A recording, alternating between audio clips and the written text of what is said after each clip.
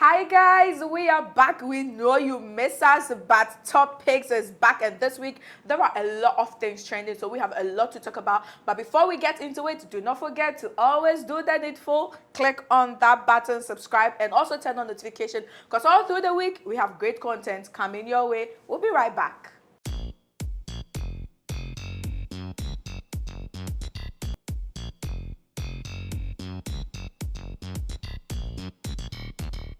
Hey guys, welcome back. And like we said, a lot has happened, and even though we missed you some weeks back, some of the stories from the previous week is still trending this week, so we are still going to talk about them. And starting off with the number one topic of the month of May is the Fix the Country campaign, which has, transcended from fix the country, fix Mother Ghana, fix yourself, fix your attitude, let's fix it together. I mean, Nana is fixing it. Nana is fixing it. We are fixing it. Everything is being fixed, but how has the whole campaign, panned out? It started as just a social media trend to draw government's attention to some of the issues bothering citizens, from fuel prices, unemployment, so many issues. And one way or the other, the government indirectly responded to some of the demands. A planned protest was supposed to happen. It didn't happen, got cancelled. The courts restrained them through the police.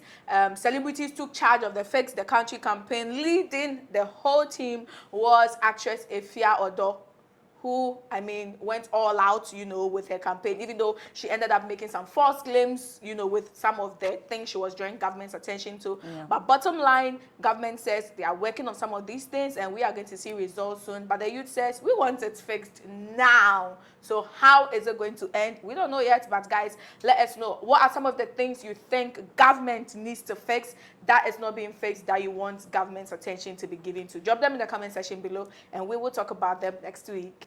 Our sixth story for the week, of course, has to do with the unfortunate incident that happened to two of City FM's and City TV's journalists, Caleb Kuda and Zoe Abu Beidou. Now, so Caleb had been to the national security premises within the week to go film certain cars that had been left to rot, that were supposed to have been disbursed to certain, ministries and district assemblies. However, he posted a video on social media, and he was later referred that Maslock had come to state that they had, cleared those vehicles, and those vehicles were no longer there. So the next day, there were reports that Caleb had been arrested, and then since he sent those videos to Zoe Abu Beidou at the office, the national security stormed City TV's yard to arrest Zoe as well. And, it was such a big news story of the day. The two later came back after their ordeal, or what they went through at the national security premises, to, detail some of the abuse that they went through in the hands of the national security. Of course, the incident has sparked so many conversations surrounding how journalists are being treated in the country. This is not the first time that journalists have been abused for doing their work, and it has been a back and forth story all week long. Now guys, we're moving on to our fifth story, and it's about the Ghana Traditional Council, specifically the Nungwa Traditional Council. Now, one prophet has found himself in hot waters after claiming that Nungwa is a whole constituency that owns half of Ghana's witches and wizards, and this didn't come off so well to the residents of the Nungwa community, as well as the chiefs and the elders of Nungwa. So he was called before the council, and he was, given a whole list of things to, provide to appease the gods of the land. And the things that are in there is what is making everybody go haywire on social media. So 7 cows, 7 goats, 12 pieces of Holland fabric. The gods like chilling, no? They do. Bui. And then the most shocking one is the staggering amount of 100,000 Ghana cedi that the pastor is being asked to pay. And there's been a whole lot of conversation on social media as to whether it is right or it is too much. But being a Ghana myself, I feel if this is what the Ghana Traditional Council deemed that they need to, appease their gods, we don't know what other traditional councils get from people that offend the rules of their land. Yeah. It's just sad that this has happened to be on social media and has sparked the conversation. Yeah. But I mean, I feel people should know what to say, where to say it, and when to say them. Right. And someone who didn't know what to say at the right time is Evangelist Dinah Asamoah, the popular, musician who has started a Facebook series of evangelizing on social media, made an unfortunate mistake by claiming that the Gans Homo Festival is linked to idol worship, and therefore, at a point in time, Gans should, stop practicing Homo, which a lot of people are like, Akans have their Akwesidai and all of that. Every community have their rights, their religion, and all of that. So why would you want to, diminish another group's religion or stuff like that? It's amazing what Christianity can, let people say. Always open to people loving theirs, but always shunning Yeah. others. She also found herself before the Dan Traditional Council, knelt down, begged, and then was demanded. Luckily for her, they didn't give her a list. They just told her to come back to social media and retract and apologize to the Ghana community, which she has done that. So hopefully this evangelist, pastor and evangelist Dinah Asamoah have learned their lesson, and they will no more say what is not right. Of course. Now, our fourth story for the week has to do with the man Shatta Wale. Shatta Wale has been on and off social media these past few months. Right now, he's in the US, chilling, making more music, and what else. But Ibrawan, who seems to be obsessed with the man Shatta Wale and apparently knows all the in-totals of the man Shatta Wale, came to make claims that Shatta Wale is suffering kidney problems. And, it took a lot of people by surprise, saying, oh, Shatta Wale doesn't come off of someone who is sick and all that. However, his publicist, Chris Connie, has come out to deny all those rumors and stated that Shatta Wale is a very healthy man and is working on new music to bring to us. Afia Schwarzenegger was also recently interviewed. Afia Schwarzenegger is very close to Shatta Wale, and she also denied the rumors and said that she speaks to Shatta Wale daily, and Shatta is as healthy as he can be. That is all we hope for, actually. Yeah. Now we're moving on to our third story on this week's top picks, and it has to do with the lady Chelsea, who is representing Ghana at the Miss Universe Worldwide contest. And she's done a lot of amazing philanthropic work before going to the main stage. And this time when she took the stage, she said, I am from Ghana. You would see the red, gold, green, and the black star behind me. It was the national, costume contest, and she decided to wear a whole flag made out of star and then representing Ghana's red, gold, green. And all people are asking the question, does this really look, traditional or national attire, even though it's showing the national colors? But she's putting Ghana on the map, and we love it, and we hope she wins this year's competition. Our second story for the week has to do with the Member of Parliament for Ningo Pram Pram, Sam George, who is in the news for saying some unfortunate things. Now, the Australian High Commissioner has become one of, Ghana's favorites on social media. Absolutely. Since he came to the country, the way he projects the country, and, everything about him is just, people love it. And over the past few months, when the issue of the LGBTQ came up, he was one of the, forefronts of the whole, conversation, being that he was present when the LGBTQ community decided to open their office in Ghana. Sam George is not happy with the Australian Commissioner for publicly supporting the LGBTQ community in Ghana, and has, in a series of interviews, threatened to beat him up whenever he sees him with his chest.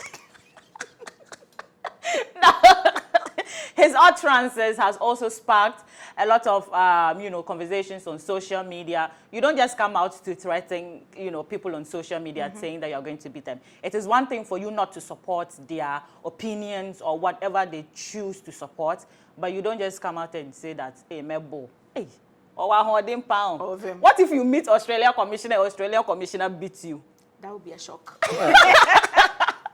Anyways, guys, all too soon, you are coming to the end of this week's topics. And our number one topic, which is hot on this list for this week, is the ever controversial Afia Schwarzenegger. 1 week after the other, 1 month after the other, she is beefing a different personality. And this time, it happens to be the organizer and founder of the Atia Awards, Adu Safowaah, who also happens to be a TV personality, formerly with Angel TV. as well. Now, the whole scenario, the whole brouhaha started from Adu Safowaah supporting the former CEO of Angel Group of Companies, former Ghana's Most Beautiful winner, Nana Ekia, who also happens to be the ex-wife of the CEO of Angel Group of Companies. Apparently, the man is back in her life and supporting her with a new mansion and all of that, and that made news. And Afia Schwarzenegger, the knower of all information, took to social media to deny the claims and says, no, that's not happening. The woman is still poor, and the man is just having pity on her and then, showing her love, which Adu Safowaah of Atia says, you don't have any right to intervene and talk about something that does not concern you. Which Afia Schwarzenegger says, you Adu Safowaah do not have any right to defend something that also does not concern you. So it was a whole back and forth on social media, whilst Afia Schwarzenegger does the videos, using the slurs. Adu Safowaah takes to the captions and writes in very mysterious language that is difficult to comprehend. But basically, it was a whole back and forth of jabs and insults. And it ended up with a report that Adu Safowaah was picked up by police officers at her home yesterday. And Afia Schwarzenegger had reported her because she had shared videos from Afia Schwarzenegger's past incident with Abuakwa when she was caught red-handed in bed with a man. So, in quotes, she shared a nude content. But Adu Safowaah comes back and says she has not been arrested. Afia Schwarzenegger can never get her arrested. And then she was arrested for a different thing. Not even arrested, but she was just interrogated by the police for a different scenario. Can we do a HIV test?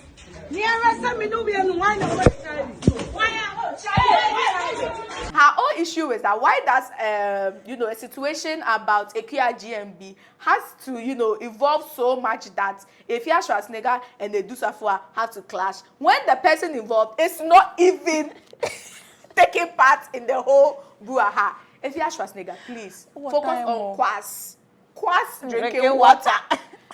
Adu Safowaah, Atia Awards to make you stronger and better. Anyway, thank you for giving us the award for Online TV of the Year in 2019. That's it for this week's topics, guys.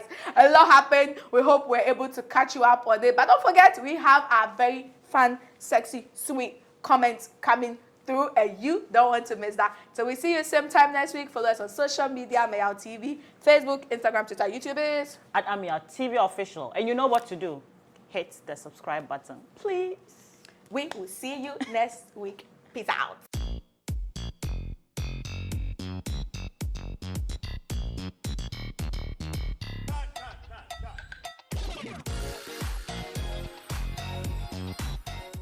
Hi guys, welcome to the fun segment of topics, and we are getting straight into our first segment, which happens to be hot picks. Now this week, as you all know, the Eid went down and some Ghanaian celebrities, the females came all out, especially the non-Muslim celebrities. They showed their style and versatility with these styles, and we love it. Number one, Bella Mundi, that red outfit, gorgeous. So I'm here with the non-traditional, trouser with the overall palazzo.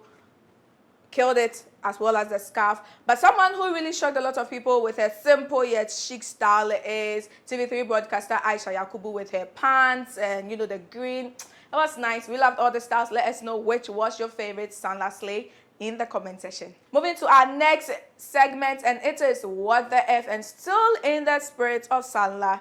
We don't know what is going on in this video because the face and the body do not match. Like literally, what the F? What was the thought process behind this? And how did the person even look at themselves in the mirror after this whole makeover? What the F, guys? And then this week's segments on my favorite segment, Throwback. We are throwing it all the way back to when they were on the moon. So they became stars, and Dr. Louisa was really, really on the moon, but looking cute and adorable. Even though she grew, she didn't change that much. She still has her, her face that is very recognizable. And we love this throwback photo of her. Thanks, guys, for joining us on this segment of Topic. We will see you next week with another fun episode. Make sure to follow us. Peace out.